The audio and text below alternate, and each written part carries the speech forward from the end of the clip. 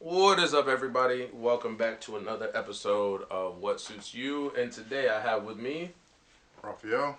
okay, and I have, Charles. yes.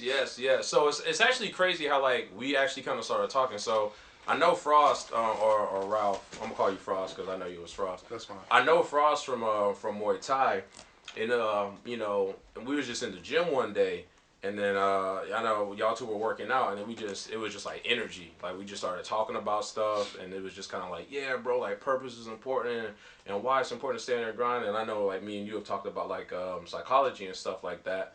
So it was just crazy like how kind of like. I mean, there's a lot of ways to look at it, but for me, it was just like, when you feel your circle with good people, you know what I'm saying? Like, those good people also feed back into you. So, like, in your guys' opinion, like, how important do you think it is to have, like, the right people around you?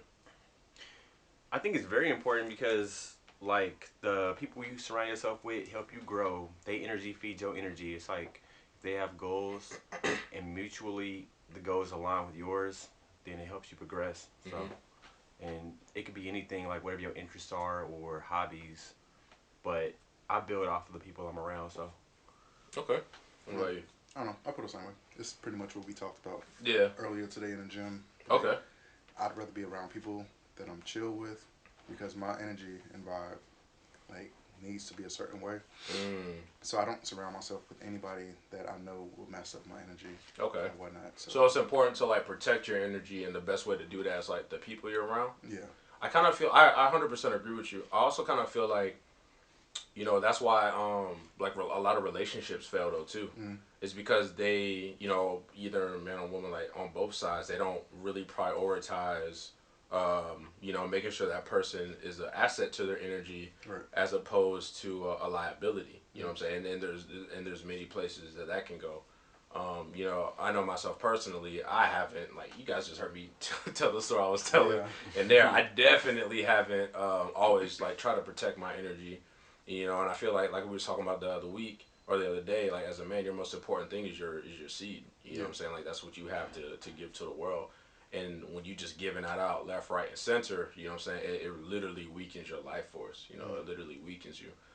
Which is kind of interesting because that kind of goes into like the whole like no fat movement and like going monk mode. Are you guys familiar with that stuff? Oh, yeah, I'm way familiar with Yeah. that. Oh, definitely. this man said I have been a monk for 175 years. Right. My beard is still black. So like what has been your experience with it? So I've had it a couple of times. I'll just say 2 times, right? Um, Two is typically a couple, by the way. yeah, like I don't know. Some people are like, oh, Yeah, I'll fuck with you. But Fuck with you. no. So like my first time, well, both of them were by choice. But the first time, I went through my little escapades, and then as as I said before, like the energy, everything, like you get for me because I'm really introverted, and like Yeah. I'll only be extroverted for a little bit. But for me, like my energy started to like I guess you can say dwindle type of thing. So after I went on like a trip, I just stopped messing with everybody or whatever. Just went just Yeah, just to myself, yeah. like because it was nice. Yeah, And then yeah, like yeah. since being here, it's the same thing. So like some like December to now, or whatever. It's like nothing's happened, and it's the best thing. Like the first couple of months, you're like, oh shit, and every now and then you think about it, but you have more time to do stuff. Like you can focus more. Yes. Like you can work out Facts. better. I Like agree. you can knock out all your goals and set new goals. Like you're just good. Because you don't have anybody to like give your energy to do anything, or like you don't have to like sit there and like do your thing and then have that Yeah. depression. That Like why did I do that? Like yeah, you nasty, yeah. bruh. Yeah. Like, My ancestors are yeah, watching. yeah. Like, Yeah. it's like don't look at me, look away, everybody. Yeah. But Yeah, no, I agree with that. Yeah. What about you? Has your experience been similar, or have you had a completely different? No, I think my take on it is probably like a more scientific approach. Okay. Like I look at it like chair around here.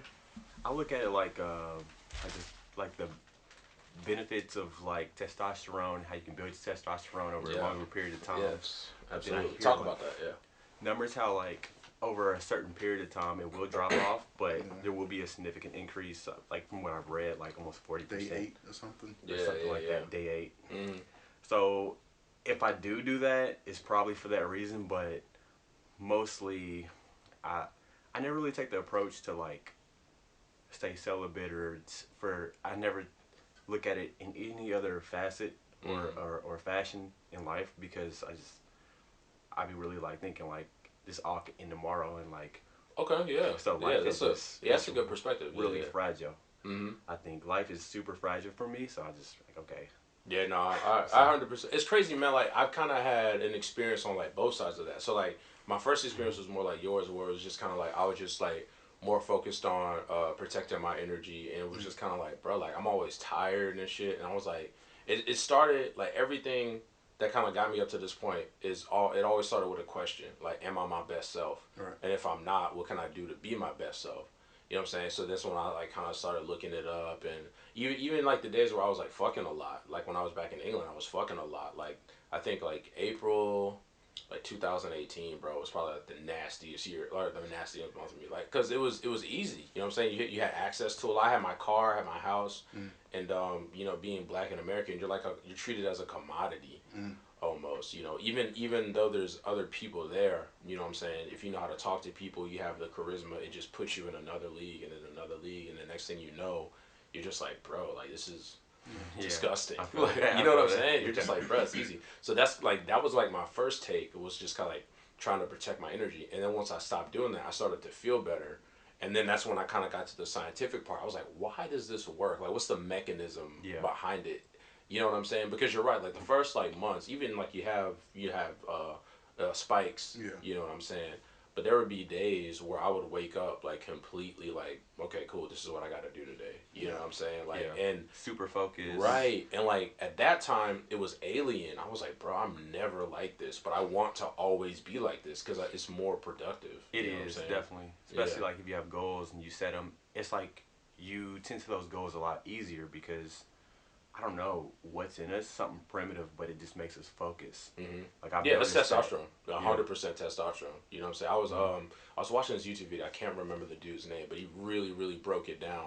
And he talked about like the importance of testosterone and like the everyday kind of society. And the reason why I bring this up is to kind of go into our next topic, which is kind of just like, you know, traditional masculinity and how I feel like a lot of times that gets mixed in with toxic masculinity. And I kind of feel like it's driven by the same thing. It's driven by testosterone, but I feel like I guess like the mechanism of implying it is different. You know what I'm saying? Because I feel like I just made a YouTube video on this. I haven't posted it yet, but I feel like with toxic masculinity is you know, beta is if we're talking about the whole manosphere language and stuff like that. I feel like that's beta because that person would be insecure, unhealed, unwilling, and small-minded. And in the video, I kind of broke down what all of those are. But I feel like if you're you can still be masculine and have testosterone and understand that you don't know everything. You know what I'm saying? Like for example, if we talk about something and we disagree, I wouldn't be like, no, shut up. Like I'd be like, cool. Like let me hear your point because I don't know everything. You know what I'm saying? You might say something. I'm like, damn, I didn't even think about it that way. Like, you know what I'm saying? And then we could walk away, have all learned something, and have all taught something. And I feel like that should be the point of conversation. But the guy goes into it and he just talks about like how like testosterone is you know competition boosted. You know, obviously not ejaculating constantly, working out. He talks about certain supplements that help with that. Like which kinds? Like I have zinc. No, yeah, like zinc. I have them right here actually. Come on, class, pass around the room. Like all of these do different types of things, but they all kind of pretty much do the same thing. So I have maca powder right here, which is a crazy aphrodisiac, and then I always take these like before I work out and before I go to sleep. And it's ridiculous what it does. It just puts you in like if you're already like focused and not fapping, it kind of just makes it like refined. Yeah. Yeah, it's like the best way I can describe it. It just puts you in that zone where, and it's not overwhelming. Like it's not to the point to where I'm about to say I can send you guys the links. Oh, for sure. Yeah, I can send you guys the links easy because I just got these off of Amazon, man. And there's another one I have too, which is somewhere called Yohimbine, and that one is like, here it is. That one's like stupid powerful. I haven't opened it yet because my first, the first time I had it, I was like, that one was kind of overpowering. I'm not gonna lie. I think I had like probably like too much for the first time, Yeah. which was like 50 milligrams. Oh, damn. It's strong. Like it is strong. Like I drank it. I was like, bing. I was like, fuck. Just too alert, like Bro, too like. yes. Like it was. Okay. Like I felt like my heartbeat in my tongue is the best way I can describe it. I was like, God damn, I'm locked in right now. It's like cocaine or something. It's almost like, dude, just locked in.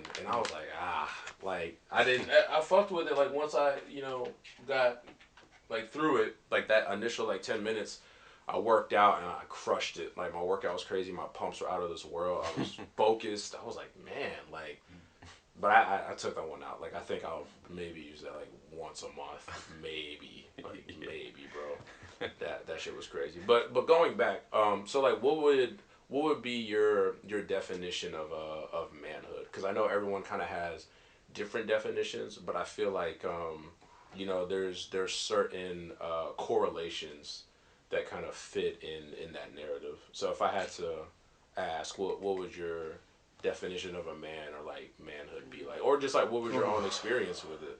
Mine, Sorry, go ahead. I was gonna say mine would be different because I was raised with my mom's. Okay.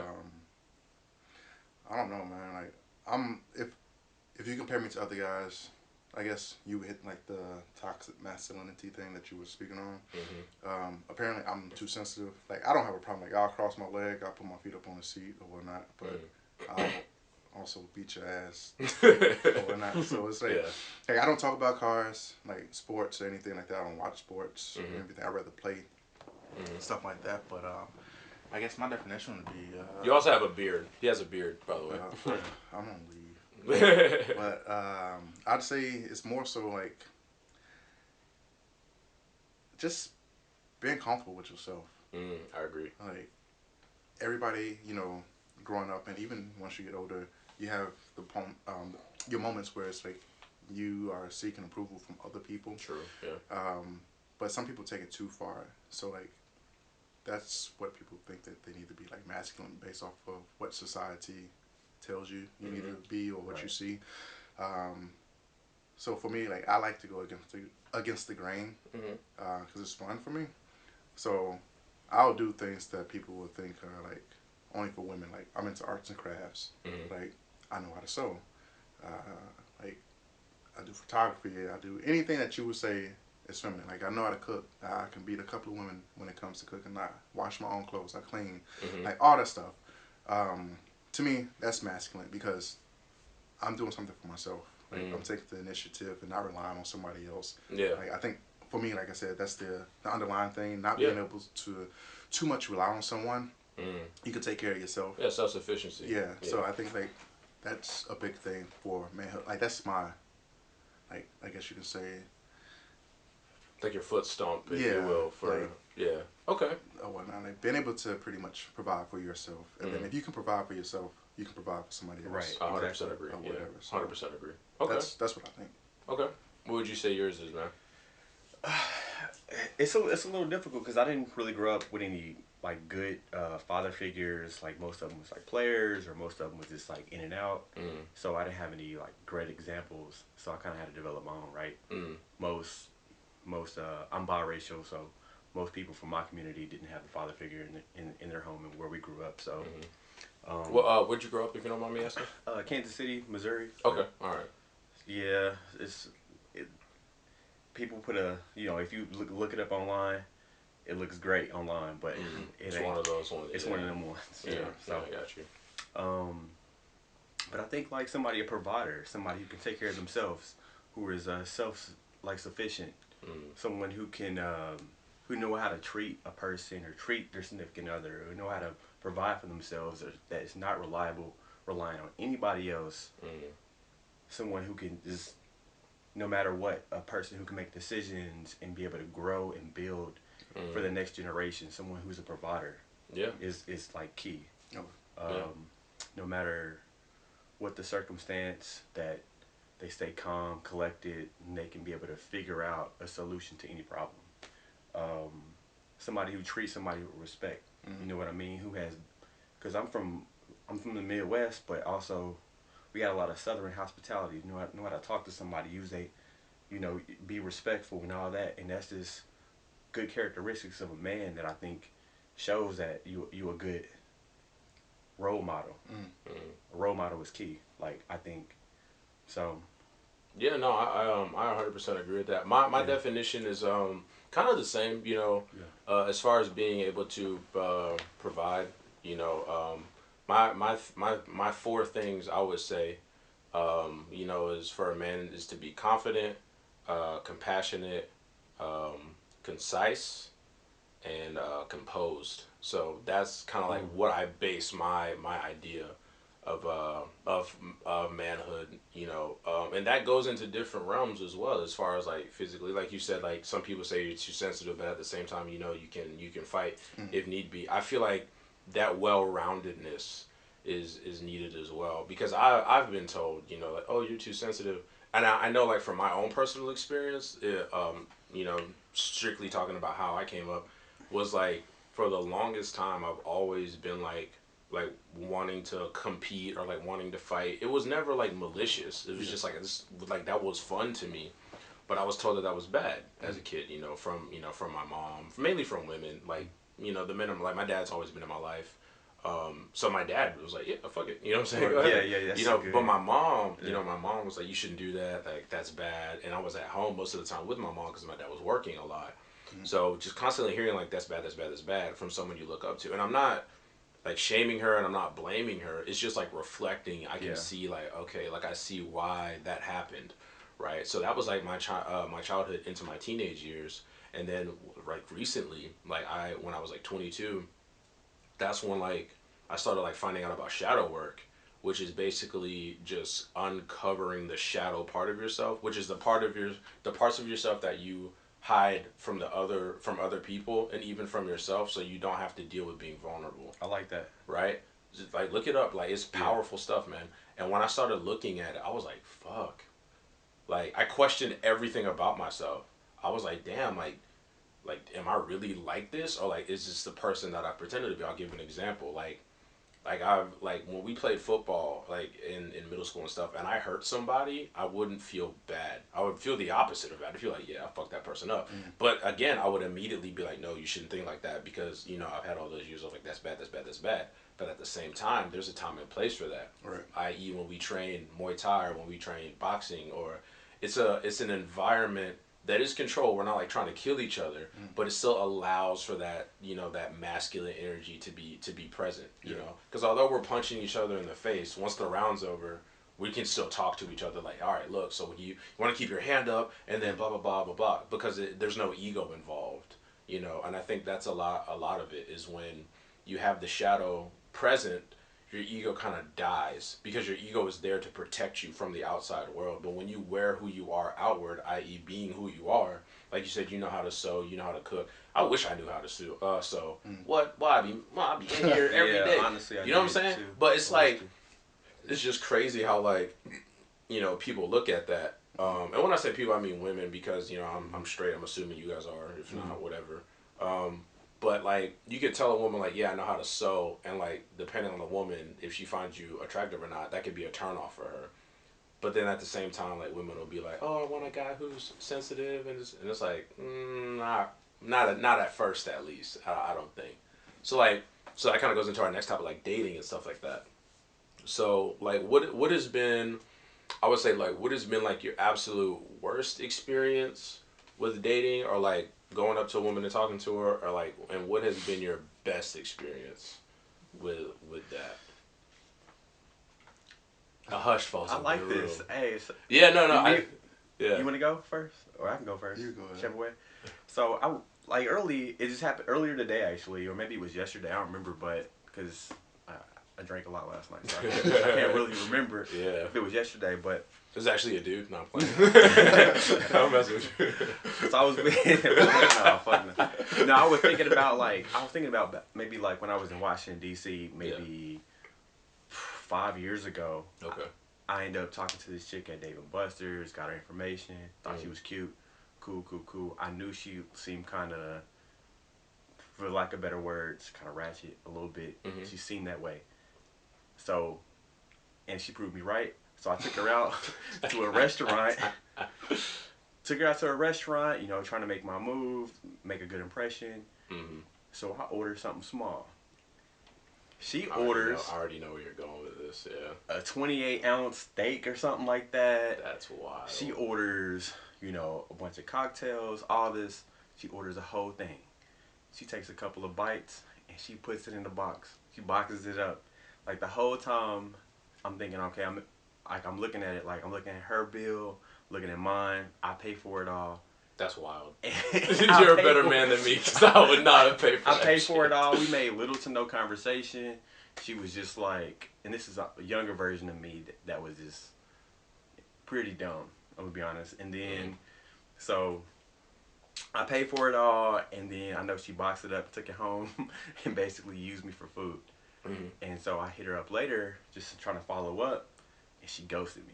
And so I was like, dang, my worst date I've ever been on, right? Yeah. terrible. Cold-blooded.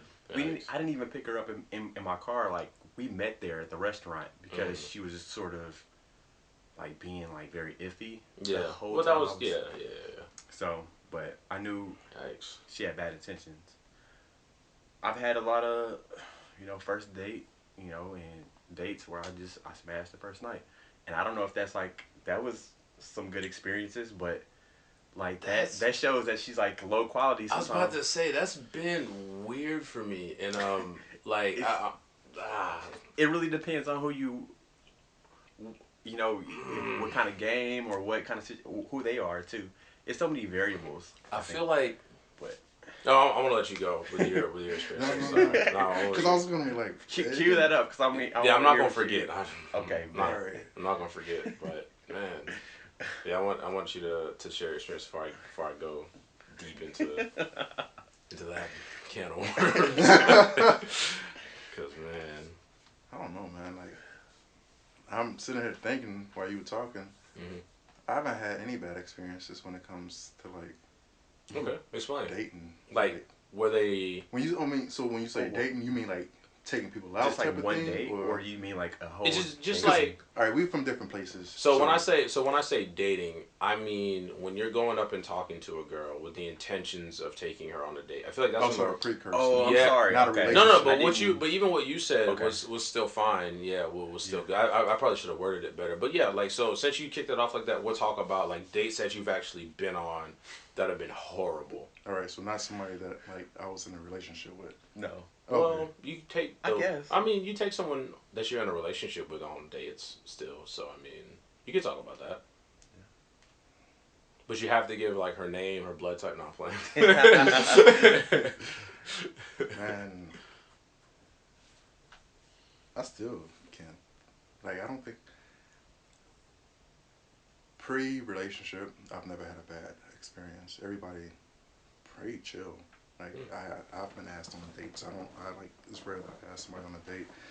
But I guess if we say relationship wise, I'd say my second to last relationship is, we had a bad one. Like, it was really bad. Like, I can't even remember what happened. I just know we were arguing about something. I'm the type of person, and I've worked on it, but it's still there. I'm really vindictive. So it's like, if you do something to me, I'm going to do something back to you. I want you to know what you put me through. Hopefully you learn not to do it again, type of thing. But whatever the case may be, something happened. I said some slick shit. We both got like even more hot. And then on the way to, I think we were going to like the hotel or something. It was an anniversary type of thing. We got to the hotel and she was like being nice, but I was still kind of hot under the collar. And all I did was like lay down and go to sleep. And she was like, "You just came here to go to sleep? Like, we got a hot tub, we got all this stuff. So I don't fucking care." And so it messed the mood up, and we ended up leaving early, and we argued in the car. And then I just remember like blacking out as far as in like not talking. Like, I stopped listening to her. Just blocked everything out. Yeah, and she's like, "Why? You know, like I came back too because she started shaking. You know, I was like, what? She's like, "You're kind of speeding."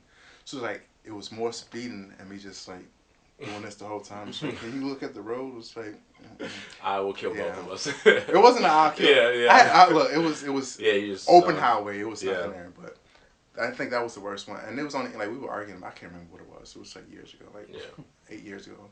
Yeah. Shit, more than 8 years. But anyway, it was a bad argument. But that's the worst one. But I would say, yeah, no, I would say the worst like date type situation I've been. I guess I'll give like the date and like relationship one. The worst date I've been on was kind of like yours. Like I was talking to this girl. I wasn't really talking to her. Like she was like the third, fourth chick in my phone, and I was like, whatever, you know, we could talk. And I'm not sweating it really.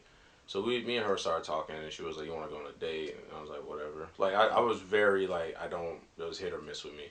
So we went on this date, and she was actually really cool in person. Like she was super cool in person, and you know, we started talking, and then you know, she like I was telling her because like at that time this was like what? This was 2018. Yeah, this was 2018, and I like that's when I kind of started liking psychology and like looking into it. I've always had this thing where I could read people really well. I could be like look, this like I was like to the point to where like scare people around me. I could be like that person probably had like a childhood injury because they're putting more weight on their right foot than their left. And we'd go up and ask them, be like, yeah, when I play bitch, and my mom would be like it was weird, like it was really really weird. So like anytime I would like go out on dates, I have to like make sure that I don't do that because I don't want like I don't want to like figure out, you know what I'm saying? Like I feel like I can make people uncomfortable if like if they're trying to be on a first date and put up their first like their best impression, and then I see right through that, and I'm just like, this is how you really are. that's fine. Though. It is. I'm gonna get to that part of the story. So you know, me and her we went out. We're sitting out eating, and I was telling her about like psychology, and we're going back and forth, and I was telling her like I kind of let it slip that like I'm good at reading people, so that piqued her interest, and then she was like, well, like could you read me? And I was like, this isn't going to end well. Like in my head, that's what I'm thinking. I'm like, because I know once she asked that, that filter came off, and I had her figured out in like 2 or 3 minutes, honestly. And then I told her about it. I don't want to get into details, but I told her all about herself, and she like was like, what the fuck? Like she was genuinely like nervous, curious, and also uncomfortable, like all at the same time. And I was laughing my ass off. I thought it was the funniest thing ever. I thought it was hilarious. So that was, but it was bad because like after that, like the whole date was pretty much ruined. Like we never spoke again after that. Damn. Yeah, but it was a really engaging conversation. So it was kind of like cool. Like someone understands. Like I can actually talk to this chick. And then that happened, and then it was just kind of like, oh, you know, like oh, well, all right. I guess I ruined that one, right? But and then so for the relationship. First of all, relationships are hard. Relationships are difficult, and I feel like men were not really prepared for it as much as women are. I completely agree. Because I feel like, and this I'm gonna answer the question, but I feel like in the dating game, typically speaking and generally speaking, because you have to use generals because everyone's an individual, right? But I feel like generally speaking, you know, men want sex and women want commitment or relationships. So the two parties bargain with that. You know, like women will be like, oh, I don't give it up on the first date. I only have sex with people I'm in a relationship with. And then dudes will say, what? Like, I'm not ready to settle down just yet. Like, I'm just doing my own thing. Mm-hmm. So I feel like the lines get crossed, and people aren't honest with their intentions a lot of times because they want to get something out of that person and then, you know, move on or whatever the case may be. You know, whereas with men, I feel like a lot of times that happens because of what we're being honest about. You know, if a woman's like, hey, I want a relationship, you could be like, oh, weird, but no. But if a dude's just like, hey, I want to have sex, that guy's going to jail. Like, let's be honest. You know what I'm saying? Like, it's two different things. So let me just say that first of all. But the worst time in my relationship, oh man, there's been a lot of ups and downs, but I would say the absolute worst is when my ex's parents called my ex and just slandered me. Like, just everything under the book. Like, everything. And they were like, he's dead to us. Like, he's trash. He's not good for you. He's made you damaged goods. Like, just went in on you, boy. And I was like, fuck. And the reason why it hurt, like, I'm the kind of person, like, I really don't, like, I'm like you. Like, I'm not introverted in that sense, but I really don't give a fuck about a lot of shit. Like, it's very easy for me to go a whole day without talking to anyone and just be in my head, like, not in my head, like, overthinking, just like, all right, I'm gonna do this next, and fuck, I gotta save this money for that. Like, just all the time, right? Like, I don't have to talk to people. And, the reason why that hurt is because I let those people in. Right. So I feel like if I let someone in, they now have a little bit of context to me. So if they have context to me, that I don't think this way now, but I think at the time it was like, well, if they have context to me, then that gives them power to judge me, right? That gives them hearsay about my character, and to hear them just go so like bad, I was like, damn. Is it almost like they have validation, like what they're saying is sort of true? Yeah, because now it was they have like a little bit of power, right. It was like I Okay. know them, they knew me, like I, and they just went in on me. Like it got so bad, man. Like I was like genuinely hurt. So I was gonna call my mom, but my mom's crazy. Like my mom would have been on a flight, and she would have been flying the plane. Like she would have been in England in 2 minutes, right? So I called my dad. My dad's way more level-headed, way more structurally sound when it comes to these types of things. So I called my dad and I was telling my dad about it, and he basically was just like, well, my dad told me something really interesting. He was like, think about the 5 people that know you the most. I was like, okay. He was like, now think about all the things they don't know about you. I was like, fuck.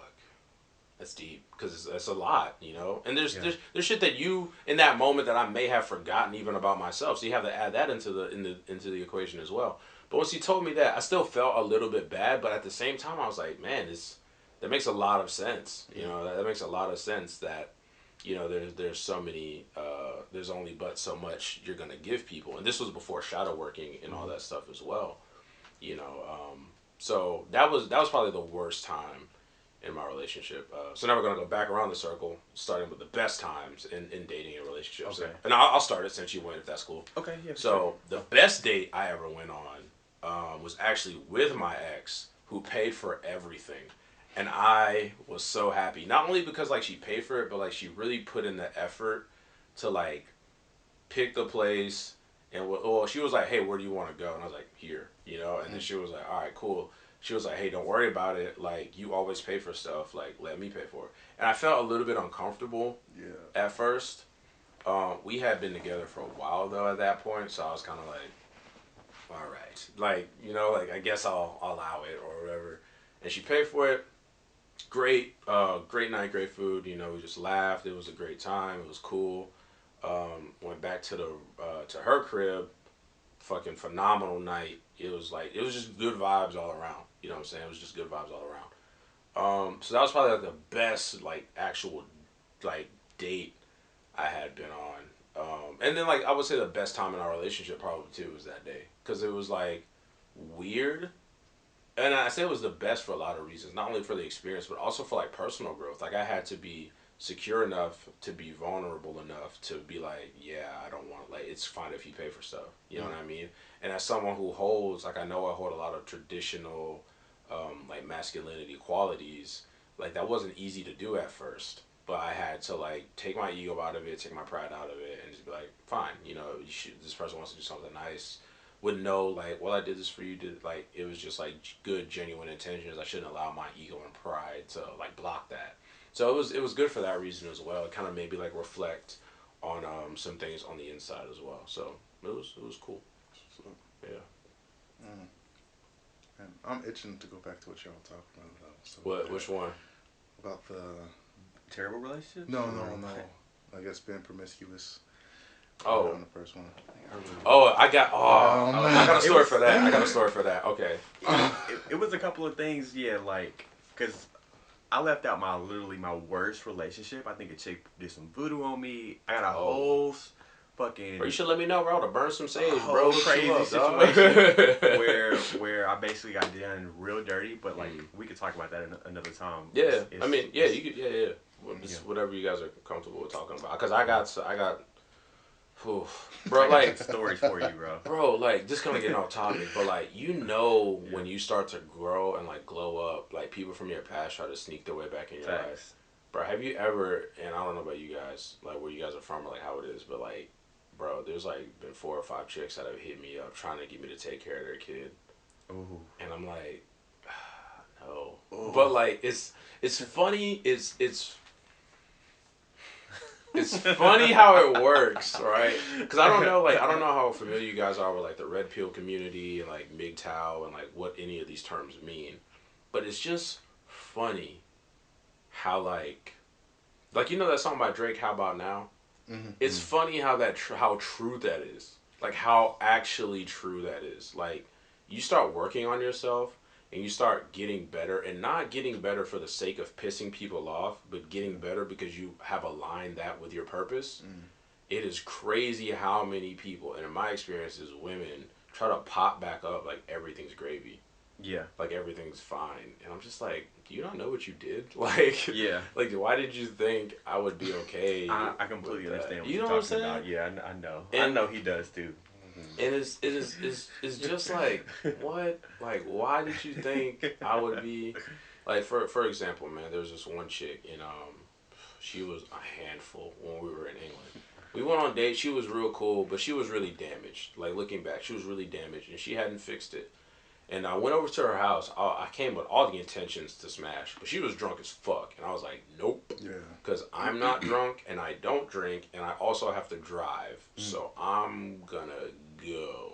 And she was like, just take me to the club. So I took her to the club, hung out or whatever. And like the whole night, just like watched her like slowly decline. I felt bad for her. Oh shit. Like I really did, because she went to she was running, like she was running from something. You know what I'm saying? And she like was like crying out for help, but like not knowing how to get help. You know what I'm saying? And I was just like, I want to help you, but I'm not putting my energy like that. No. And then so we ended up talking again recently, and she hit me up. She was like, hey, can you give me like 10 pounds to that's like the money in England or whatever. She's like, can you give me some money to help support me and my kid? And I was like, no, I'm not gonna do that. Like, you're cool. I'm saying we could be friends, but I'm not gonna give you money. And she blocked me. So I was just like, it's interesting how people will pander to your narrative. They'll just like see what you're doing with your life and try to like weasel their way back in, you know. And I think that's interesting. But if you want to talk about promiscuous women's stories, I got hell of stories for you, my guy. Yeah, I got a similar situation. Mm-hmm. So I ended up meeting this. I ended up going on a Good Times Rock trip. It's, I don't know, for the podcast sake, it's basically a company that hosts a bunch of trips all over Korea. So we ended up going to like north of Busan. I don't even know what it was. It was just an island. So we ended up going out there. Oh, this is recent. No, this was like a year. I've been here for a year, 2 years. Oh, okay. Did you? When do you leave? June. June. I just caped, so of next year. So yeah. Okay. Well, I mean, obviously it's October now. So. Yeah. I'm fucking with you, wrong mess with you. But yeah. So what happened? I meet this Russian chick out there. I meet her. She fine as hell. Okay. We planning trips. We planning all of this, and she was here illegally, in Korea. Damn. Illegally the whole time. But me and her was hitting it off, going on little dates and stuff like that. Cause she came out to Gunsan, and so she goes all the way back to her town that she's staying in, but she was working as a juicy over at one of these clubs. And I think explain what a juicy is really quick. A juicy is basically like a type of woman that works at these like these establishments. It's not establishments that what happens is you buy a drink for them. You buy yourself a drink. Your face is just like I didn't have to deal with this. I didn't buy her no drinks. Oh no, I'm not laughing at that. I'm laughing because it's funny. Like the definition. So like, what a juicy is. No, I know what they are. It's just funny to me. No, you're right though. Yeah, break it down. So your drink is like $8, but they drink is like $50 or something like that. But this is basically you paying for these drinks so you can have their attention, so they can hang out with you. And if you pay for enough drinks, maybe you can have a sexual encounter with them. That's wild. Wherever that encounter may be, it depends on how many drinks you buy. But that's wild. So it's basically she was working as a juicy the whole time, didn't know. But then she hits me up and she tells me that she gets basically did a raid of the establishment and deported everybody. They kicked out everybody. They had like Filipinos, Russians, everybody in this spot.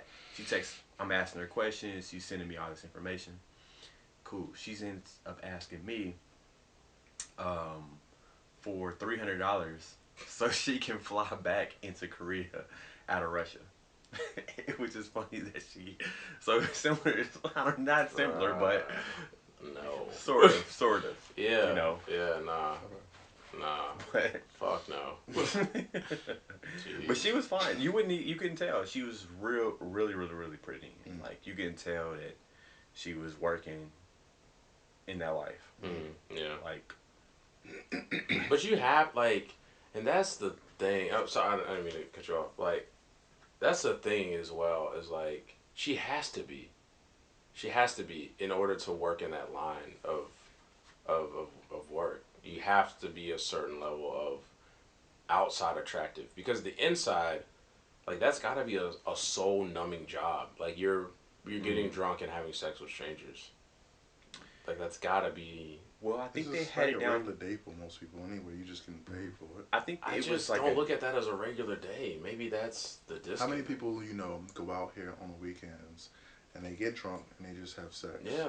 And I think that's super. She's just getting paid for it. And I think it's super low vibrational though. And I think like when you add the transactional aspect to it, it just makes it worse. But in my opinion, I think she has probably less sex than most of the girls in this base, because you know how much you have to offer just to, because a lot of people would just be like, I'm broke. You know, like. But then why would they go there though if they were broke? It's about I think it's manipulation. Is it?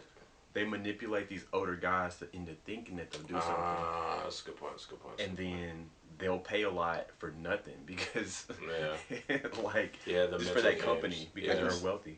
I think it would be the reverse though. It would be the younger guys that think the older ones go there for companionship. Yeah. You ain't even got to do nothing. Most of the time, they just sit there and talk the whole. Well, at least they'll talk to them. Yeah. Yeah, I know. Like in Japan, because they have juicies in Japan, and for the most part, like these old business guys, they go out, they buy the drinks, and then they go home. They just want companionship, just to talk. It's the younger ones that are like, "Oh, I'm gonna keep buying this because I know." Man, that's weird to me. Like, that's weird to me, and I know it's weird because when I was in Germany, they have them everywhere, and I would just like see people coming out of there. I'm just like, what's the point of this? Like, why? I'm here for food and to hang out with my friends. You know, we hit up a club, but that's like as far as that went. And I'm like, I don't know. Like to me, I just think that whole concept is weird. You know?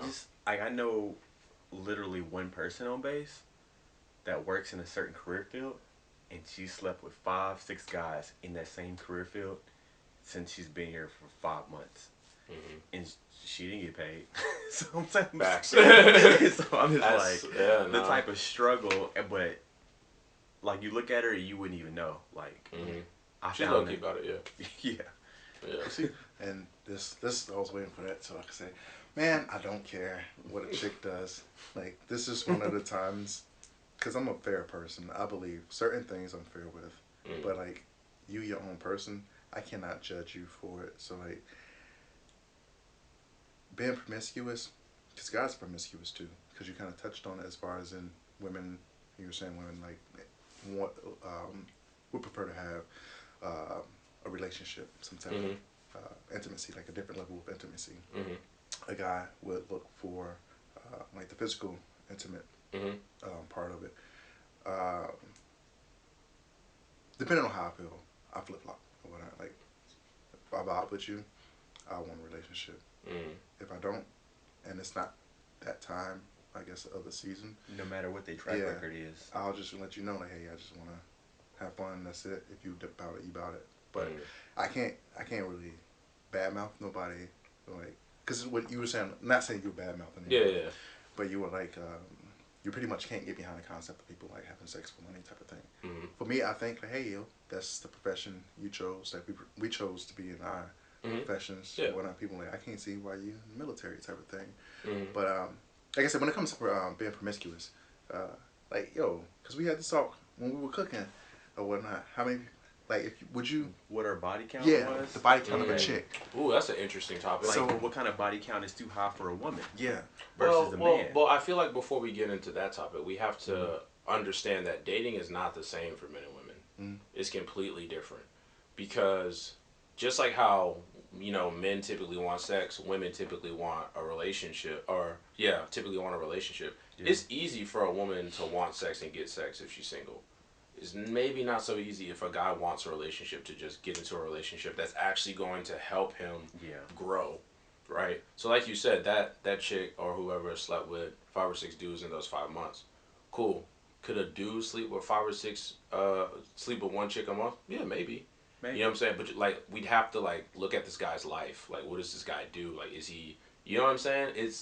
You have to almost qualify more, right? To get less in that regard. If you're comparing the body counts, and that's not to say that like, oh, if a woman has a high body count, she's trash, and if a guy has a low one, he's trash. That's not to say that, but it's like we have to look at the dynamics.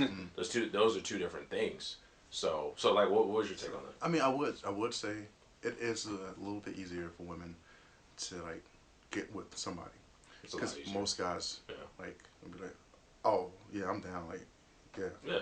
But I don't know, man. The way I think about it is I'm not thinking of it in like a large group, if this makes sense. So pretty much whatever a female can do as far as in like, hey, I can go out there and pull, a guy can't. So I'm gonna say I think I'm like average looking. Like I do well enough to get by. That's always what I live by. Like I'm not gonna ever put myself out there and be like I look like this, cause like that's just not me. But college, the way I'm dressed now, is how I dressed when I was in college. Yeah. Or whatnot, and I was like pretty much almost poor type of thing. Like I had money. You're in college, of course you're poor. But like, I'm just saying, like, yeah. if I pull up a picture, you would like, yo, bruh. Like I had an afro with like fucking goatee, looked like a '70s porn star, and but no porn. Yeah, but I will be able to, for lack of better words, like I can pull, and it wasn't because of how I dress. It was because how I move. As far as in like, I'm not a very talkative person, so people like, "Are you not talking?" Oh no, I'm just thinking. What are you thinking about? That's the curiosity part. And you have like, yo, you don't act the same way other people act. Yeah, because I don't care about how people act. Like I'm in my own universe. Oh, okay. You see a chick and you like, oh my god, you know she bad. Like she's fucking bad. I can recognize that. All these other guys, oh my god, yo, what's up, sweetheart? How you doing? What's this and what's that? And then here I am sitting in the corner, playing a fucking DS or something. And she like, why you not giving me attention? Like, sweetheart, I know you beautiful. I know you beautiful. Like, look at the attention you get. You don't need my validation. Like, you all good. Don't worry about it. And then it's different. I think the reason, that's a very interesting point, and I think the reason for that is though, obviously men are attracted to a woman's appearance, her beauty.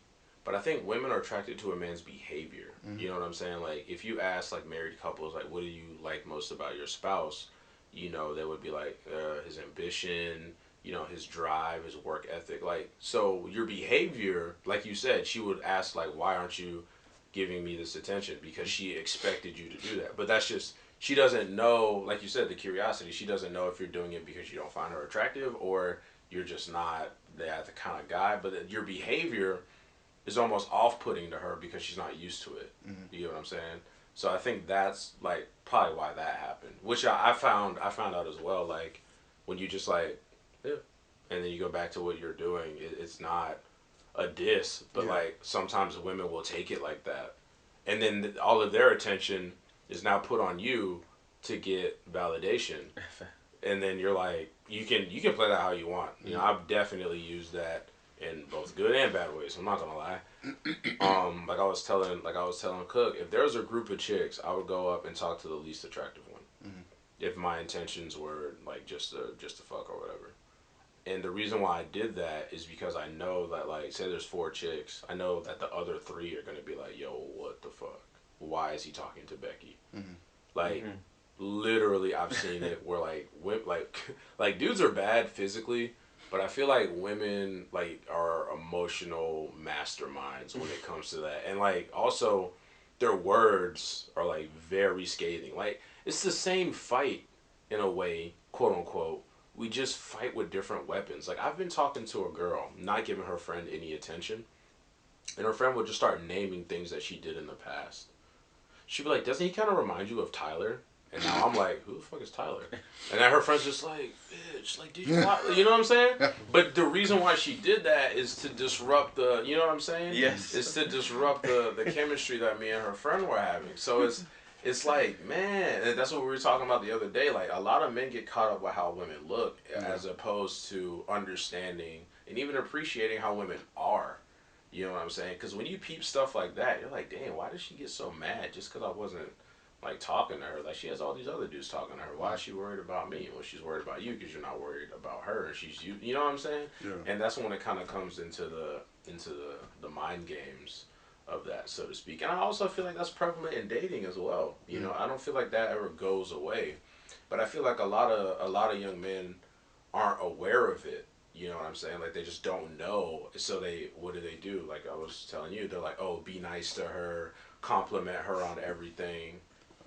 And then she's still gonna go with the guy who, quote unquote, doesn't give a fuck. And it's like, it's almost like you build her up, you build up her self-esteem. If you compliment her too much, or if you cater her too much, she grows and you start to decline. Yeah, almost. Because she already knows that she has you. Yeah. In a way, she already knows that she has your attention and validation. So it's kind of like, why do I need to stick around, type thing. And obviously, not every woman is like this. Not everyone's like this, but I've definitely been through and seen that happen, to where you're like giving your all, or like you're doing what you think is right, and then you're not getting anything back. And then once you start to pull away is when they'll give you like enough to get you reinvested, and then and that goes into, again, the energy part of it.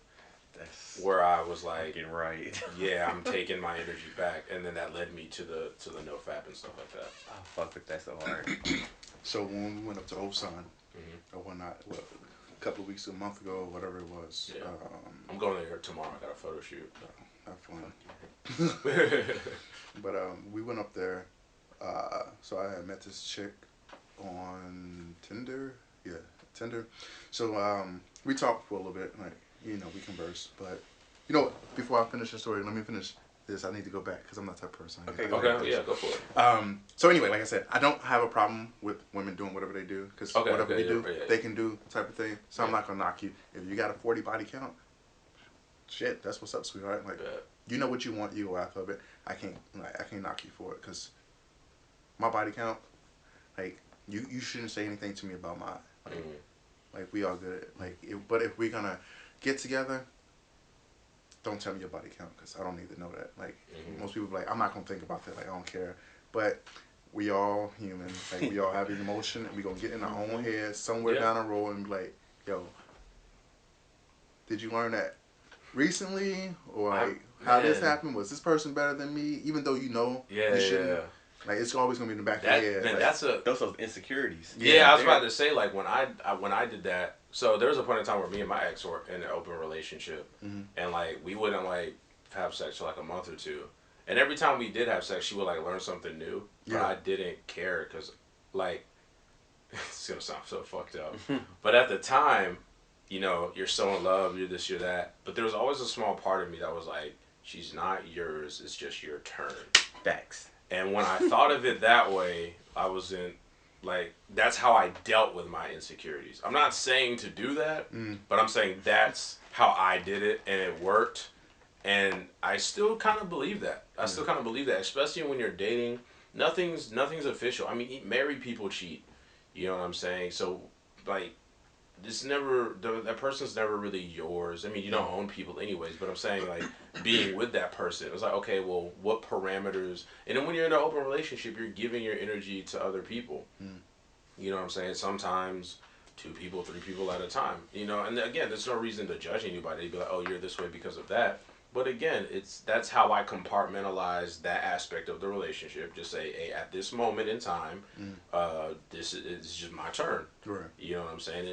And then I would, you know, we would have other stuff that we did that we wouldn't do with anyone else to kind of keep some type of integrity to the relationship. But I still believe that, you know, I do believe that it's never really yours, it's just your turn. Whether that be, you can look at that 2 different ways. I feel like you can look at that now like, okay, it's just my turn to smash, and then whatever. or it's just this person's turn to be in your life. And the Right. I long like term, that one better. the long term version of that is like you're married to that person, and then they pass on, and then it was just their turn to be in your life. But that's I only looked at it as the first part at first, again to deal with my insecurities. But then I built on it and was like, okay, so there's two different kind of paths to that philosophy, and depending on your type of relationship, you get to choose. So there's a different. So you can look at it like you can look at this in a friendship manner too, or like Yeah. we both start off at a baseline. I set goals. I start progressing. I rise above. I start leaving you behind at a certain point because my goals, my income, all my ambitions don't match yours. Because maybe you're complacent. Yeah. Maybe you don't want to grow. Maybe you're just comfortable. Whatever it may be. For me to be able to get on your level, I'm going to have to lower myself. And that's the most painful Yes. process ever. So we start. So it's a big gap at this point because I'm up here because I got all these goals. I'm killing it in life. I'm really executing my shit. You still down here. So for us to meet back up, you gotta grow too. And maybe if you don't grow, you just there for a season. You just there for you. It's all temporary for you. Yeah. Because you can't bring yourself back down Yeah. to be able to match their energy and match their lifestyle. And I'll say as well, one thing my ex taught me is like people grow at different rates. Because it got to a point where like I was striding, like I was hitting my stride, and you know she just wasn't. And she straight up told me, she was like, "You need to date someone like you." And I took that at the time. I took that to heart because it made me feel like I wasn't doing enough. Because you know when you're in love, it's a whole different mindset, right? Yeah. And it was just like, damn, like why does she feel this way? Like what have I done? Type deal. You know what I'm saying? But like looking back, I think like that's when the relationship should have ended. You know, because I clearly saw the difference. She clearly saw the difference. It's just that she had the courage to talk about it, and I was kind of like, I don't. Like I felt like if I acknowledged it, that means that I acknowledged I had done something wrong, but it really had nothing to do with me. Right. You know, in the long term, it really had nothing to do with me. So yeah, but again, you know, a lot of times, and again, the dating dynamic. We have to go into dating dynamics again because it is different. I do kind of feel like people get comfortable in relationships, and that's the start of the end of the relationship. I think even in marriages. You know, people get comfortable in marriages, and it's unfortunate that it happens. But yeah, people get comfortable in marriages, and then next thing you know, they're not married anymore. What do you think about the biology part of it? Like some people hit a honeymoon phase, but I think, like I was looking to the science of this, is that like we were dying at such a crazy rate. I think malaria killed off half the people that ever lived. Ever at one point. Hey, yo, shout out malaria. My boy. Free my boy Big M. But people were dying. It's like so much. So it's like it's in our DNA that we need to make more. We need to make more humans. True. And to the point where now we got 7 billion plus people. But we hit a honeymoon phase. That's because we need to like basically make a baby with this chick. Honeymoon phase, and then it all drops off. Yeah. But none of us are really making babies. We just Yeah, that honeymoon the phase, excitement, and we drop off. My interest drops the fuck off. Yeah. To be honest. Well, my personal opinion on that was, I would say. So I'm assuming when you say the honeymoon phase, you don't mean like with marriage. You mean with like a relationship. Just relationship. Or Okay. Like as you're dating someone. So I would say like as you're dating someone, I have to now look at dating when I start back again because it's gonna be a while before I seriously date anybody. I look at dating as simply getting to know someone. That's it. Simply getting to understand their behaviors and their actions. That's really all I look at dating. Because, you know, a lot of people put on a front. There's, like, some things that they won't say. There's, like, I was on a date with a feminist and talked about why, like, divorce is so high. Because, like, yeah, awkward topic to talk about on a first date. But she asked me, and I told her straight out. I was like, yeah, most women initiate a divorce. That's kind of why I think marriage kind of gets you fucked as a dude. And she cursed me out, flew off the handle. But I was like, look, I mean, this is why I feel the way I feel. And we eventually came to an understanding. But that initial, like, fuck you, I hate you. Like, most people, I feel like most guys would have been like, oh, wait, no, I'm sorry. But I was like, I'd rather you dislike me for me than like me for someone I'm not. You know what I'm saying? Because if we date, you're eventually gonna know. Like you're eventually, because no one has the energy to keep up and act Yeah. all day. That either like if you're acting or just get out of the relationship. I might as well just be straight up with you now, and you'd be like, no, I don't like you, and I'm like, fine, move on, as opposed to trying to figure out what you like in order to, you know what I'm saying, in order to like sleep with that woman or whatever. So my personal opinion on like the biology part of it, yeah, you know that part exists. That's why like you know we're attracted to certain features, um, but also if you're trying to be in a relationship, you people tend to identify closeness with things that they resemble, right? So if you find things that you and your partner genuinely like to do, not like, oh, I like to do it because they like to do it. Like I built my life kind of around this, and you come into my life and you also like this thing, or these things, or these mindsets, these motives, these principles. That's when interest tends, even if it does dip, it'll rebound because that's who you are as a person, and you're with somebody who's also like that. So it will spiral, but it will spiral upward over time because you guys will continuously get to know each other and get better. Again, that's if you're trying to be in a relationship. So that's my personal opinion on that. Hell of a question though. Hell of a question. Yeah. Hell of a question. So Yeah. So we were going into what's up? You got something to say? oh yeah, I was just thinking like I pretty much feel the same. Mm. I get with anybody. I tell you who I am right off the bat. Like I've had enough time on this planet to know who I am and how I act. I do just as I assess other people. Like you said, you sit back and you watch and you can read people. Yeah. I read people too.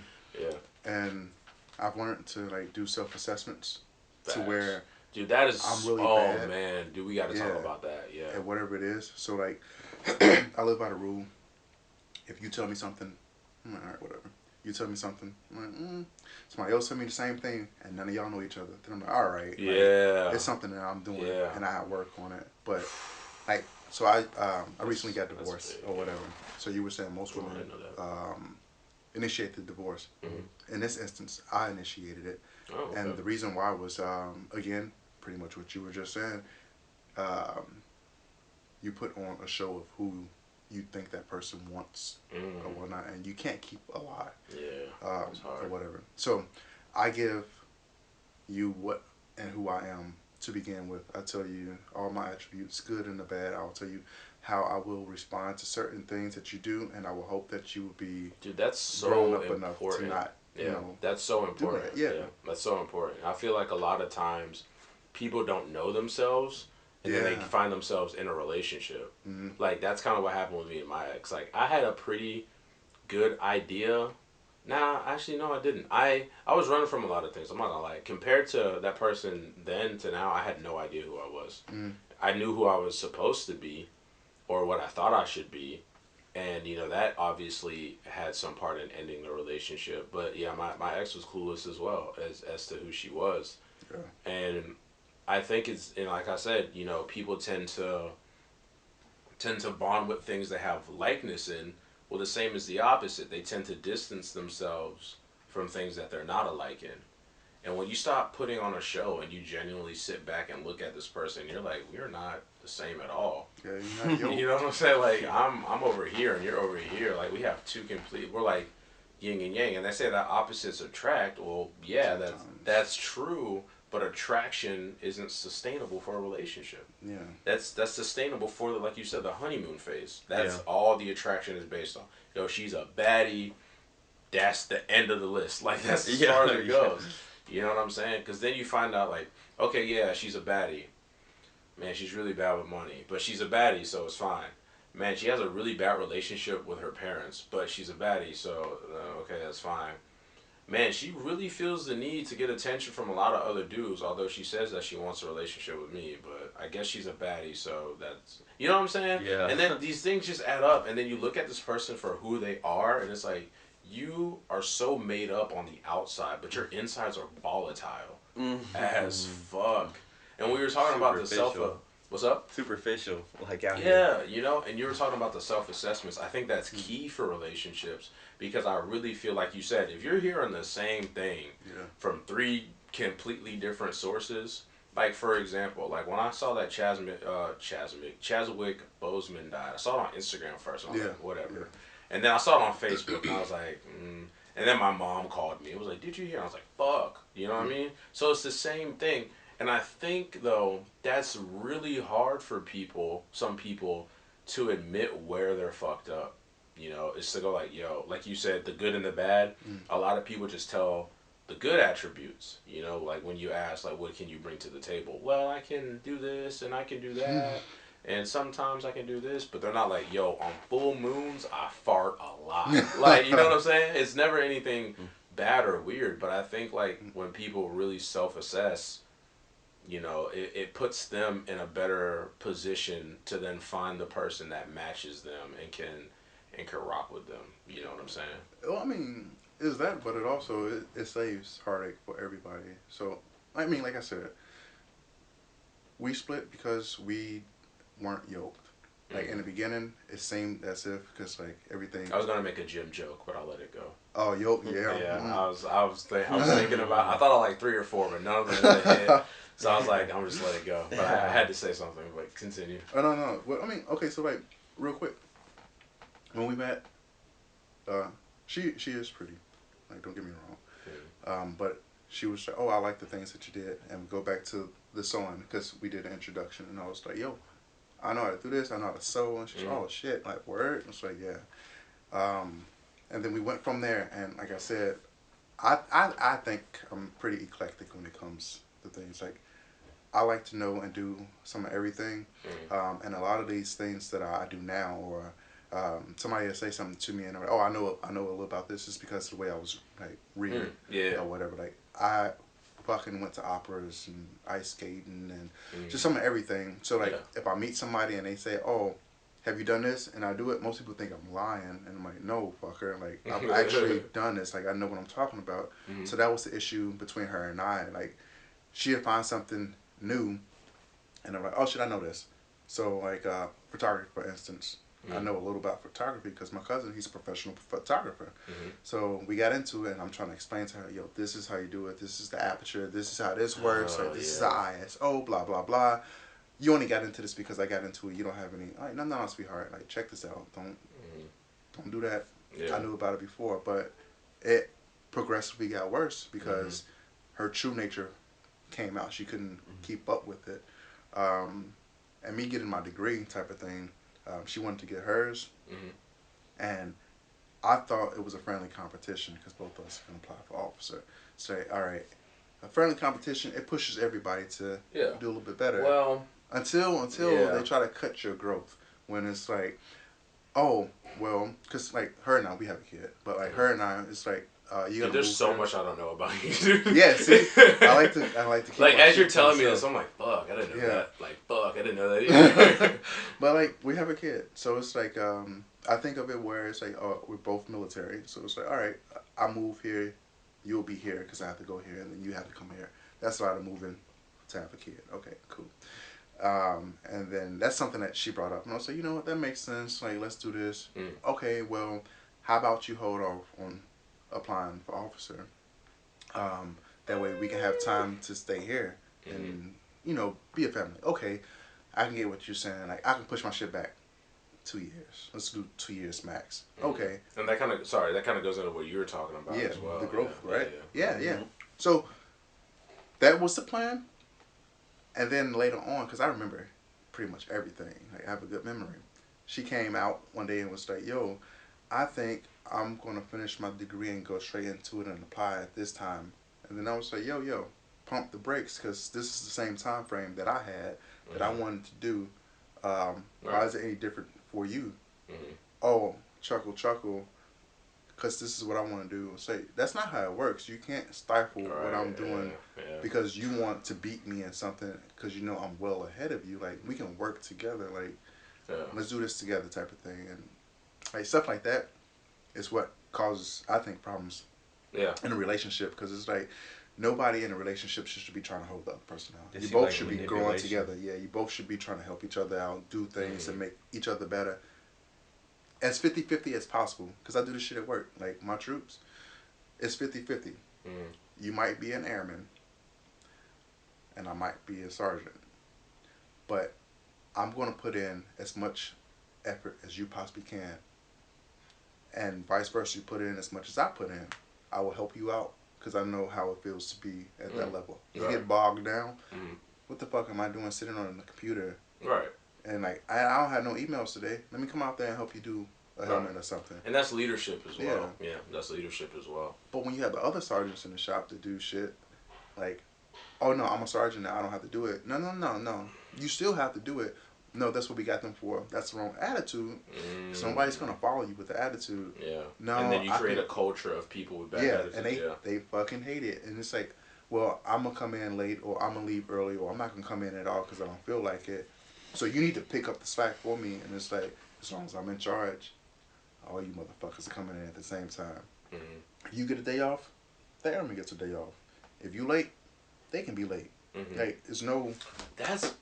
You know. That's interesting. That's very interesting. So I want to go back to, you know, what you were saying about the degree and stuff like that. You're talking about, like, in relationships, people should be able to grow together. But the thing is, a lot of people don't know how to grow on their own.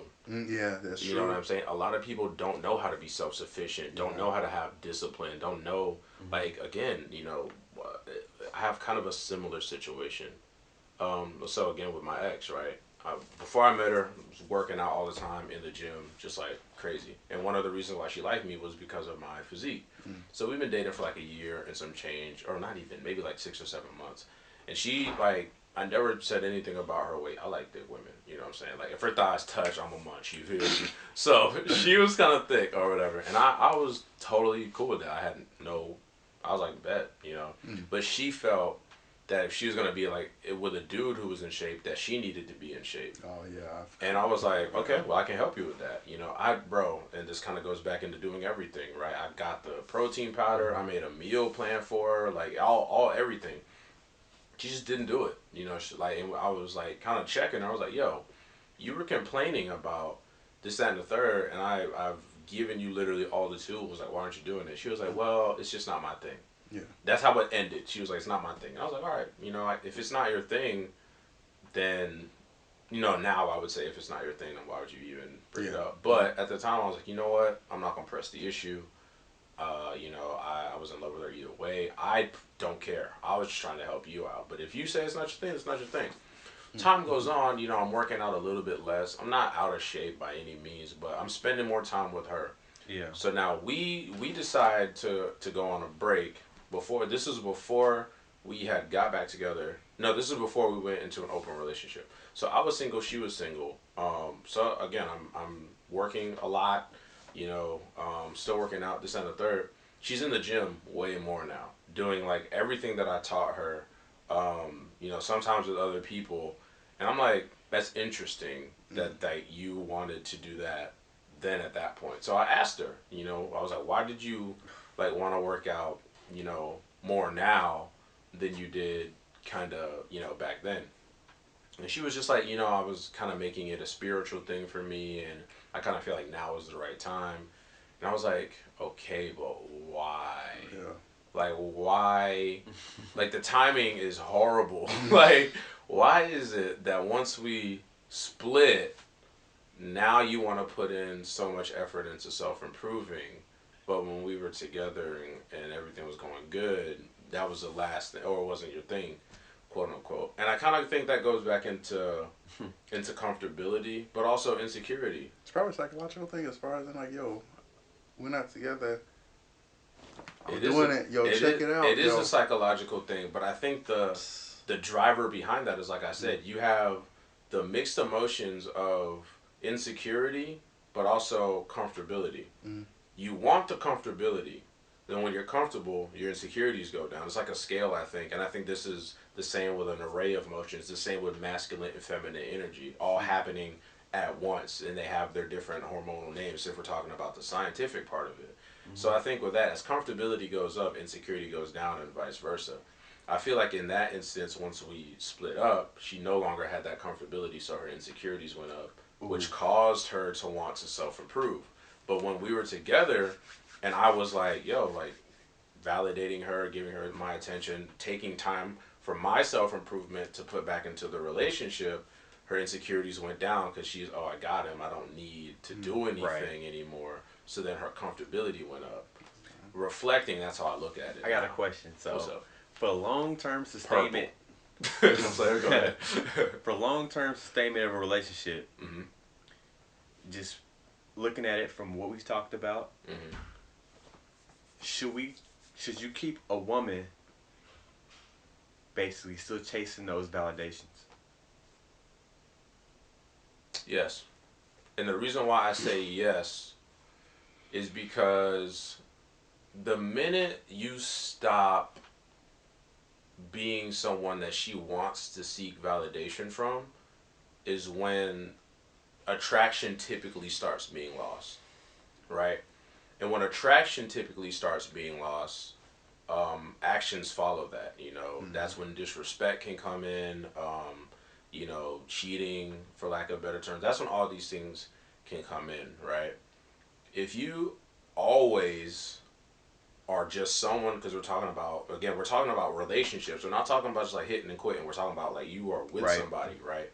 So if you are genuinely this way and she genuinely finds that attractive, then she will constantly seek validation from you because you're not putting on an act. You're not, like, for example, you said you just chill. You're just a chill guy. If you're just a chill person and like she like is constantly fishing for that, there's gonna come a time when she's gonna be like, yeah, he's just like that, right? And then in order to change her mind on that, you would have to like be hype about something or someone to where she would put in her head, well, I want that reaction out of him. What can I do to get that reaction out of him? And now she's chasing again. Do I think that's a healthy relationship? No. You probably shouldn't be in that relationship. However, that's how a lot of relationships have stayed afloat in this day and age. Even back then. Even my mother and father.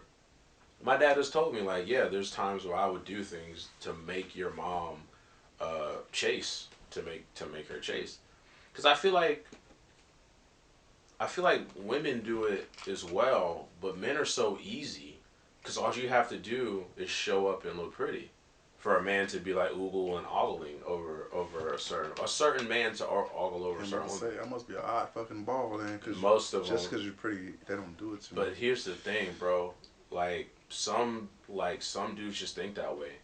You know what I'm saying? And the younger guys. And I think the reason why. This when I was young too. I think the reason why though is because a lot of men identify themselves with female attention.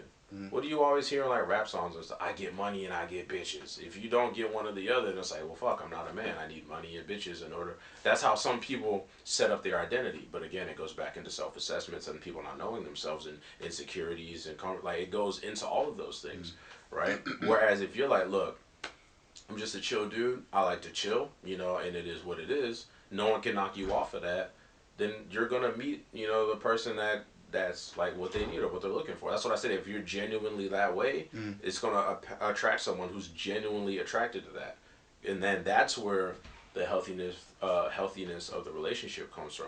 But again, we're talking about psychology, so I feel like first of all, psychology is huge, right? It's a ridiculously vast field. So when we're talking about dating, you have to understand that men and women, they just are different, right? Men and women are different in pretty much every aspect of the word when it comes to again, this is just my opinion, but when women feel like they have, like I've seen it so many times where like a woman will chase like the alpha high value dude, right? They just chase him because of the image that he has, of like what he represents, not so much of actually him. You know what I'm saying? They like the idea of having the biggest, strongest, badass, whatever the case may be. They like the idea of having that and then being envied by other women. They like that idea. That chase is interesting. It would be interesting to anyone, but I've seen it more prevalent in women. Again, this is just what I've seen. So they get that guy. They're in a relationship, and then like we said, you can't always put on an act. And if you're going to be in a relationship, can you still have that lifestyle? Well, yeah, but you then risk your relationship. Yeah. So then it's like, how important is that relationship to you? You know, are you willing to lose that person, or is this someone that you want to build your life with? So if let's say you're not willing to lose that person, so then what happens? You start compromising. You start changing your life in order to fit the standards of what in the relationship. And then what happens? Attraction starts to go down because she wanted the image of you. She didn't really want you. She wanted the lifestyle, the cars, the lights. But now you're just dad. You know what I'm saying? You know what I mean? Like now you're just dad, and just dad isn't as exciting as, you know, Alpherson, who's, you know, doing music videos and at the spotlight, the red carpets and stuff like that. And I think that's what happens again going on into the honeymoon phase. A lot of times people don't like the actual person. They just like what that person represents. Or a lot of times I know men on the other side will get with a woman just to fill a void that they haven't filled in themselves. You know, well, I was hurt, so, and she made me feel like. Yeah, it could be like they have mommy issues. Exactly. Be having mommy issues. Yeah, and it's like you gotta fill that void yourself. You shouldn't need an external source to complete something internal. Yeah, right? Intrinsic motivation. Yeah, like you should be already complete, growing but complete, and then you should also get with someone that is growing and also complete, and then you guys create a new complete being together, as opposed to trying to fill holes in each other. Because the thing is, I can't fix your problems, like just like how you can't fix mine. And it's the same with a relationship. Like you can hold their hand along the process, but you can't do it for them, right? You can't be like, okay, boom, you're fixed. All your issues, all your past traumas, childhood traumas, all the stuff that you pushed down, that shit is gone, done with. Like some of my more recent relationships, like I've talked to a chick and we talk about how we should approach a relationship. And so I always bring this analogy. It's like, we should approach it as if we both have our own business. Yes. Collective businesses, and we can collaborate and make a business to grow together. So you have you and yours, whatever makes you successful, and we bring both of it to the table and grow. 100% agree. Yeah, but again, you know, a lot of people are just looking to be with somebody. You know what I'm saying? A lot of people don't want relationships, or they want a relationship. But then once like that void is full, it's like, okay, I don't need to be in this anymore. Like why am I here? But I also think that people think relationships are easy. No, those fuckers are hard. You know, I think people think that relationships are just like, oh yeah, this is. It is hard. It's only easy when you find the right one. Well, I think I don't know. I feel like my easier relationships is somebody who's been through a lot of life adventures, a lot of trauma, a lot of bad things. Like my commander told me recently, hard times make strong people. Men, yeah.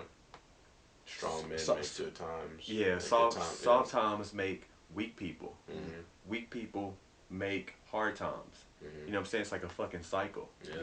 I probably butchered it, but yeah, no, I got the concept. Yeah, and just to repeat what you were saying, I think the saying is like, hard times create strong men create good times create weak men create hard times. That type of circle, and I agree. Yeah. And I mean, I think that, so kind of going into like the spiritual side of this, I kind of think that everything is energy, right? Everything is yin and yang, right?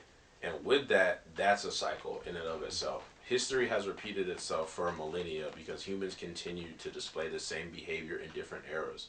Why do you think that is? It's because everything's a cycle, right? So if you're talking about the businesses and being in a relationship is just that, a cycle. You're supposed to have someone pour into you, and then you pour into them, and then that's what creates the healthy environment. But again, there's so much that gets in the way of that. Insecurities, ego is huge for me. Like it still is, not so much. Like I've kind of trained it, but the insecurities, ego, outside hearsay, people's opinions, distance. You know what I'm saying? There's so much that is thrown at you. Like, damn, you really gonna date that girl? Like, oh, you with her? Like, oh, she used to be. And then you're like, oh man, and then that plays on your insecurities, and you know, it happens like that. It happens. It's crazy how fast it happens and how long it takes to undo. Like, to really work on yourself, it's a never-ending process. And I don't ever think that you're like, okay, I'm done, I'm perfect. I don't ever think you're done with it. but it's painful. Like it was like when you really just kind of look at yourself for the type of person you are, and as opposed to the type of person you think you are, I feel like it's a big difference. Mm-hmm. You know what I mean? I feel like it's a really, really big difference, and that can be good. Like for me, it was the best thing ever because you always are like, I want to be Superman, I want to be this, I want to be that. And it's like, dude, you're just 1 of 7 billion. Mm.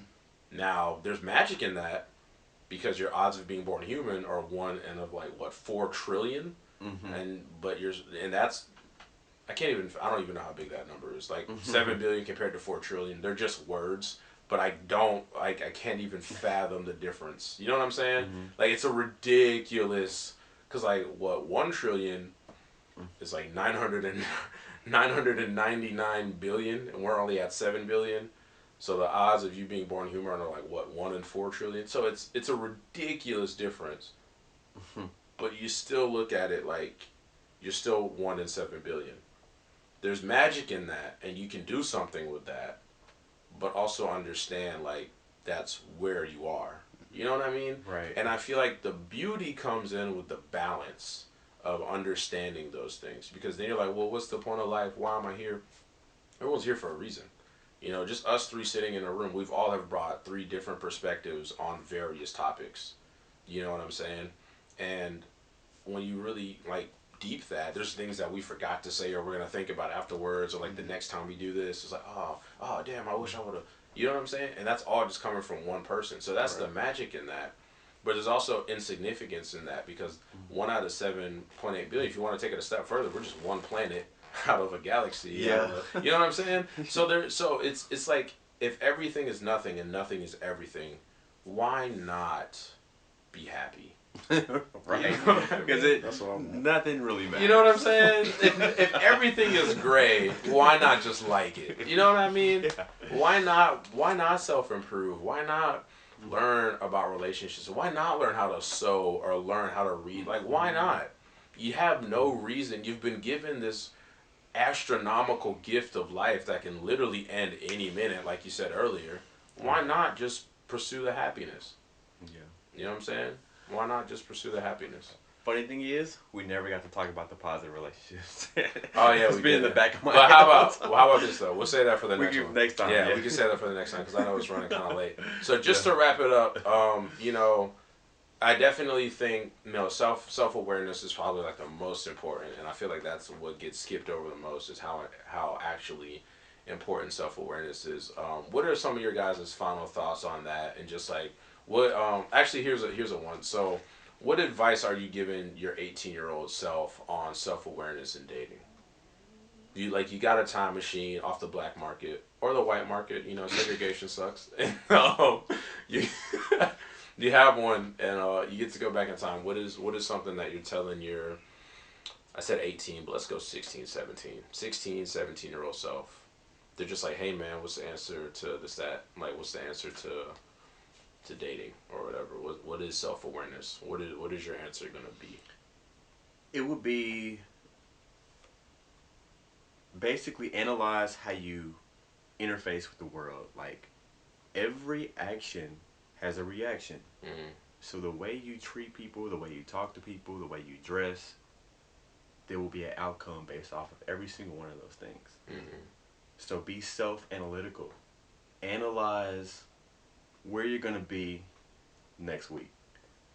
Analyze, and it's day by day. Be able to realize that what you do today or who you talk to can literally change and develop you for tomorrow. Mm. That's what I would tell them. Yeah, that's really good. What about you? Oh, I got a little time machine. Huh? I got a time machine. When my son get older and tell him what I couldn't do, but Oh, that's a good point. Yeah, no, you did kind of build a time machine, huh? yeah. For myself, I think it would be like two things, maybe two things. One is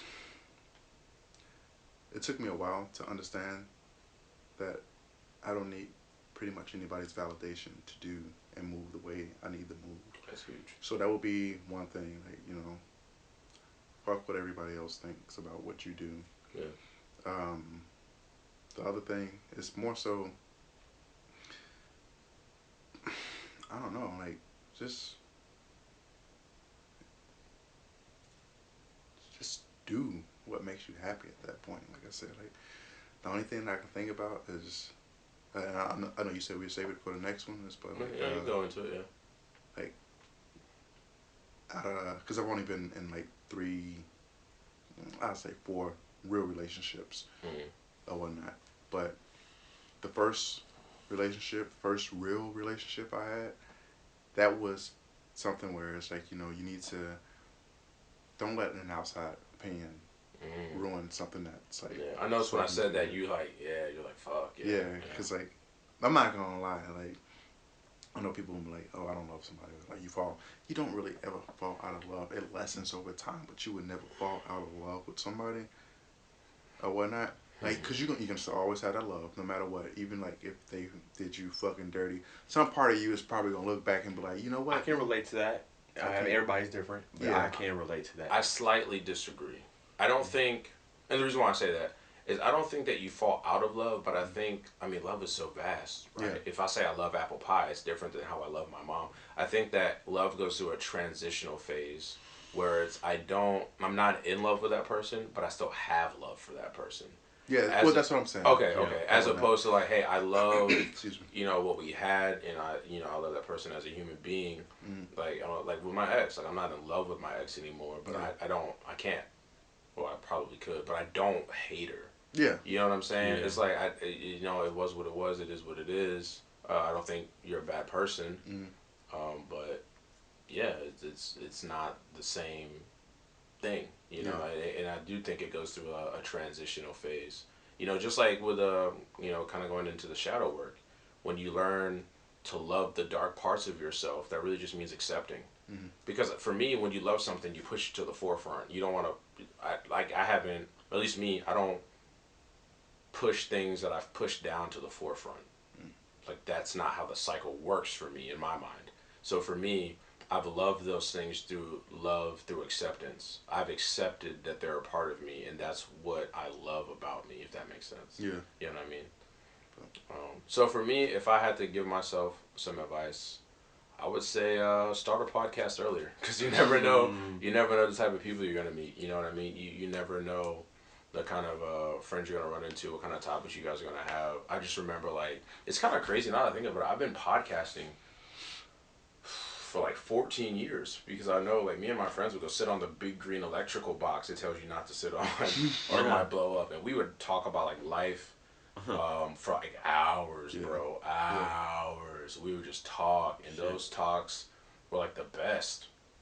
You know what I'm saying? So I've really been podcasting a majority of my life, but I would kind of say what you said. You know what I'm saying? Honestly, I wouldn't even give myself that much guidance. I would just say live.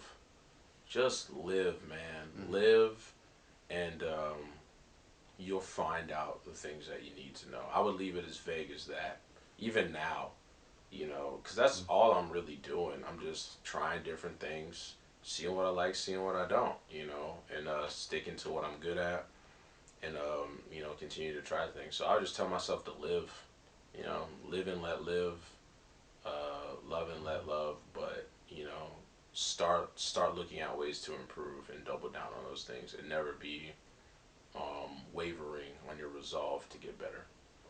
So those would be my last words. So, but yeah, with that, we're going to wrap up the episode. I really, really appreciate you guys. Just one more time, let the people know who you are. I got Charles over here, and I got Raphael. Thank you guys so much. This has been Combat Kid with another episode of What Suits You. Catch you guys on the next one.